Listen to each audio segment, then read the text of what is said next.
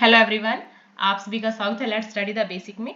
तो चलिए करते हैं Delhi 12 to 15 century question answers, क्योंकि पूरा लेसन हमने डिस्कस कर लिया है और अब तो आपको नोट्स भी इसके प्रोवाइड हो जाते हैं, क्योंकि हमने पूरा चैप्टर ही नोट्स के जरिए बनाया है ताकि आपको कोई भी परेशानी ना हो इसको पढ़ते हुए या इसको समझते हुए। तो चलिए अब क्वेश्चन आंसर की तरफ मूव करते हैं। उससे पहले मैं आप सभी से रिक्वेस्ट करना चाहूंगी, अगर आपको हमारी वीडियोस अच्छी लगती है, आपके लिए कहीं भी हेल्पफुल है, तो प्लीज हमें सब्सक्राइब करें। और हाँ, एक बात और, आपको पता ही होगा कि एनसीईआरटी में से कुछ टॉपिक्स, कुछ चैप्टर्स हटा दिए गए हैं। तो अगर कोई क्वेश्चन ऐसा आ जाता है जो आपका बुक में जो चैप्टर है या बुक में जो टॉपिक्स हैं उसे मैच नहीं होता है, तो डोंट वरी, आप उसको स्किप कर सकते हैं और अपनी जो और क्वेश्चन जो उसमें है उनको याद कर सकते हैं, उनको समझ सकते हैं। तो चलिए अपनी वीडियो को स्टार्ट करते हैं। पहला ही हमारा क्वेश्चन है, which ruler first establish his and her capital eight Delhi. वो कौन सा रूलर था जिसने सबसे पहले अपनी कैपिटल दिल्ली में एस्टेब्लिश की। तो देखो, हमें पता है कि अंगपाल, अगर आपको ये कहो कि कहाँ से नाम आया, तो आपके सेकंड पेज पे, जैसे ये आपका चैप्टर स्टार्ट होता है तो सेकंड पेज पे वहां पे सारी डायनेस्टी दी हुई है। पहली वो जो हिंदू डायनेस्टीज हैं और फिर टर्किश और जो मुगल आए उन सब का पूरा डायनेस्टी का दे रखा है, और कौन कौन सा शासक या कौन कौन सा सुल्तान कब से कब तक रहा है वो टाइम पीरियड भी दे रखा है। तो वहीं पे सबसे पहले तोमार डायनेस्टी है जिसमें अंगपाल का जिक्र किया गया है, जिसने 1130 में 1130 में सबसे पहले अपनी जो कैपिटल है वो दिल्ली को एस्टेब्लिश किया। So what was the language of administration under the Delhi सल्तनत या दिल्ली सुल्तान। क्योंकि तो दिल्ली सुल्तान जब अपना एडमिनिस्ट्रेशन का काम करते थे, जैसे आज हम अपना कोई काम करते हैं, ऑफिशियल काम करते हैं, उसमें इंग्लिश एक महत्वपूर्ण लैंग्वेज के रूप में माना जाता है, ठीक है। ऐसे ही उस टाइम दिल्ली सुल्तान या दिल्ली सल्तनत में कौन सी लैंग्वेज ज्यादा यूज की जाती थी या एडमिनिस्ट्रेशन की लैंग्वेज थी, तो वो थी पर्शियन। कौन सी थी बेटा? Persian. In whose region did the sultanate reach its farthest extent. ऐसा होता है ना कि कोई ऐसा सुल्तान या शासक आता है जिसके टाइम में उसका क्षेत्र बहुत बढ़ोतरी करता है, बहुत बढ़ता है, फलता फूलता है। तो ऐसा कौन से सुल्तान थे? तो दो सुल्तानों का जिक्र आया है, एक है अंडर अलाउद्दीन खिलजी और दूसरा Mohammad Tughlaq. Reason the sultanate reach its farthest extent. तो इन दोनों के टाइम में, अलाउद्दीन खिलजी और मोहम्मद तुगलक, इन दोनों के टाइम में माना जाता है कि जो सल्तनत है वो पूरा एरिया को कवर कर चुकी थी, बहुत अपनी चरम सीमा पे पहुंच गई थी। From which country did Ibn Batuta travel to India. कि इब्न बतूता एक ट्रेवलर है, वो कौन सी कंट्री से आया था? तो वो आया था मोरक्को। कहां से? अफ्रीका से, ठीक है, दक्षिण अफ्रीका से वो आया था। According to the circle of justice, why was it important for military commanders to keep the interest of the peasantry in mind? अब आपको यही बताएगी कि according to circle of justice, की न्याय का जो सर्कल होता है, वाई वॉज इम्पोर्टेंट, ये क्यों जरूरी था फॉर मिलिट्री कमांडर्स के लिए, to keep the interest of peasantry in mind, कि अपने माइंड में जो किसान है उनका भी कुछ सोचना। तो according to the circle of justice, it was important for military commanders to keep the interest of the peasantry in mind because the peasants would pay revenue only when they are happy and prosperous and the salary of the military is generated from the revenue collected from the peasants। तो ये तो एक simple सी बात है ही कि अगर peasants खुश नहीं होंगे, पीजेंट मतलब किसान खुश नहीं होंगे, अच्छी फसल नहीं होंगी, है ना, वो प्रोस्पोरस नहीं होता, अच्छी फसल नहीं होंगी, मिलिट्री को सैलरी नहीं मिलेगी, फूड नहीं मिलेगा, खाना नहीं मिलेगा। तो इसलिए सर्कल ऑफ जस्टिस यही कहता है कि भाई जो कमांडर्स हैं, मिलिट्री कमांडर्स हैं, उनका ये इंटरेस्ट होना चाहिए कि जो उनके पीजेंट्स हैं, जो उनके किसान हैं, वो खुश रहे। ओके, आप इनको लाइंस में भी लिख सकते हैं कि according to the circle of justice, it was important for military commanders to keep the interest of peasantry in mind as the peasants would pay revenue only when they are happy and prosperous। और second में, the salary of the military is generated from the revenue collected from the peasant। What is meant by, अब देखो मैं ऐसे ही questions की बात कर रही हूँ कि अगर आपको ऐसा कुछ क्वेश्चन दिखाई दे कि जो आपकी बुक में आया ही नहीं, ऐसा कोई वर्ड ही नहीं आया, इंटरनल एक्सटर्नल फ्रंटियर ही आया ही नहीं, तो देखो जो हमारी एनसीईआरटी है वो चेंज तो हुई है, पर उनको पूरी तरीके से चेंज नहीं किया गया है। जो कुछ क्वेश्चंस हैं वो अभी भी पुरानी ही बुक के ही हैं, इसलिए आप घबराएं नहीं। जो अगर आपको नहीं मिलता जुलता दिखता, आप उसको स्किप कर सकते हैं, ठीक है। अब हम दूसरे क्वेश्चन पे आ जाते हैं।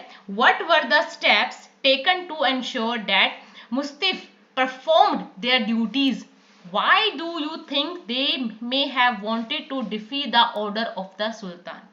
अब देखो, जो मुफ्ती मतलब इक्तादार होते थे वो अपने काम को अच्छे से करें, इसके लिए सुल्तान कौन कौन से चीजों को अपनाते थे या कौन कौन से ऑर्डर देते थे, क्योंकि उन पे कंट्रोल करना भाई बहुत जरूरी था, क्योंकि अगर वो कंट्रोल से निकल गए तो वो जो शासक है उसकी पावर को भी ओवरकम कर जाएंगे और वहां के शासक बन जाएंगे।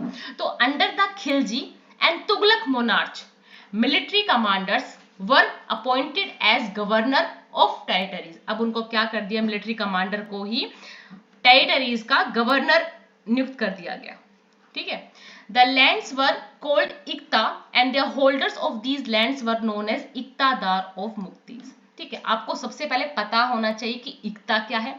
इक्ता वो जगह है जहां का वो कमांडर गवर्नर है, और इक्तादार वो इंसान है जो उस जमीन पे है या उसका वो होल्डर है, और उनको ही इक्तादार और मुक्तीज कहा गया है। The steps that were taken to ensure that the duties were performed well by Muktis are they collected their salaries from the revenue from their assignments, कि जो उन्होंने इकट्ठा किया उसी में से अपनी सैलरी ले लेंगे। The office of the Muktis could not be inherited by their children, ऐसा नहीं है आज ये इक्तादार है बाद में इसका बेटा बनेगा, बेटे का बेटे बनेगा, नहीं, ऐसा कुछ भी नहीं था। अब देखो, जो सैलरी थी उसमें भी उनको कहा गया कि भाई एक पूरा एक अच्छे से अकाउंट रखा जाएगा, कि ठीक है आपका भी अकाउंट रखा जाएगा, कितना आपने रेवेन्यू जनरेट किया है, कितना आपका बनता है और कितना सोल्जर्स का बनता है। Iktas were assigned for a short period of time, then they were shifted. अब जैसे अगर कोई इस एरिया का इक्तादार है, कुछ टाइम बाद उसको दूसरी जगह का इक्तादार अपॉइंट कर दिया जाता था। ठीक है। What do you think the author of Twarikh मतलब इतिहास would provide information about the lives of ordinary man and women? कि क्या उन्होंने कोई ऐसी ऑर्डिनरी मैन वुमेन के बारे में कोई इंफॉर्मेशन को प्रोवाइड कराई है? भाई वो जब राजा महाराजाओं के हार जवाहरात के लिए ही उनकी प्रशंसा लिखते थे, तो ऑर्डिनरी मैन वुमेन का तो सवाल ही नहीं उठता। So the author of tawarikh were man who were very learn. हमें ये तो पता है जो त्वारीख के ऑथर थे वो बहुत ही लर्न मैन थे। त्वारीख मतलब इतिहास, हिस्ट्री। ओके।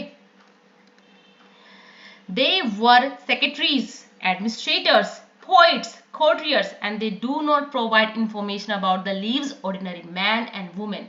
भाई वो तो इस चीज को प्रोवाइड करवा ही नहीं सकते, क्योंकि वो सिटीज में रहते हैं। They used to live in cities, not in village, and often they wrote history for Sultan in the hope of getting rich rewards. And they also advise rulers regarding their birthright and gender distinctions. वो यही कहते थे कि राजा आप हो, अगर आप सुल्तान हो तो अब आपका बच्चा बनेगा, आपका बेटा बनेगा। ठीक है, वो इसी चीज कहते थे, और वो ज्यादा इस चीज के खिलाफ थे कि कोई लड़की, कोई फीमेल सुल्तान नहीं बन सकती। ठीक है। So Razia Sultan was unique in the history. अब आपने रजिया सुल्तान के बारे में पढ़ा और हमने भी आपको बहुत अच्छे से बताया कि रजिया सुल्तान भाई अच्छी एक राजा बनने, एक शासक बनने के लायक थी। So do you think women leaders are accepted more readily today? क्या आज भी ऐसा सोचा जाता है कि लड़कियां एक अच्छी लीडरशिप निभा सकती हैं? मैं तो मानती हूं बिल्कुल हाँ। So Razia Sultan was unique in the history of Delhi sultanate because of her ability as an effective leader of the sultanate. She was a woman ruler and thus was not accepted at that time. भाई वो उसके अंदर ना एक राजा बनने के, एक सुल्ताना बनने के सारे उसके गुण थे। ठीक है, बट वो सोसाइटी को एक्सेप्टेबल नहीं थी। ठीक है। So yes, women leaders are more readily accepted as a ruler today because of the reducing gender stereotypes. अब देखो, अगर किसी ने हमें क्रिएट किया है, ठीक है, अगर कोई क्रिएटर है हमारा, तो उसने एक मेल को फीमेल को दोनों को इस धरती पे भेजा है। ठीक है, किसी को ज्यादा दिमाग या कम दिमाग देके नहीं भेजा। ये हमारी एबिलिटी है कि हम उस पावर का कैसे यूज करें या उसको अच्छी अच्छी चीजों से कैसे इनहेंस करें। तो इससे फर्क नहीं पड़ता कि ये दिमाग एक मेल का है या फीमेल का है, फर्क इससे पड़ता है कि क्या उसके अंदर ऐसी एबिलिटीज है कि वो लीडरशिप कर सकती है या कर सकता है। ओके, सो फीमेल या मेल का इसे कोई भी एक तरीके से रिश्ता नहीं है।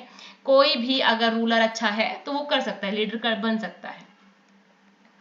Why were the Delhi Sultans interested in cutting down forest? अच्छा, जो दिल्ली सुल्तान के सल्तनत के जो सुल्तान थे वो फॉरेस्ट को क्यों काटना चाहते थे? Does deforestation occur for the same reason today? क्या आज भी उसी वजह से हो रहा है? तो देखो, दिल्ली सुल्तान क्या करते थे, जो बंगाल का एरिया था या जो गंगटिक प्लेस था, ठीक है, गंगा का मैदान था, वहां फॉरेस्ट एरिया है, ठीक है, वहां फॉरेस्ट एरिया था।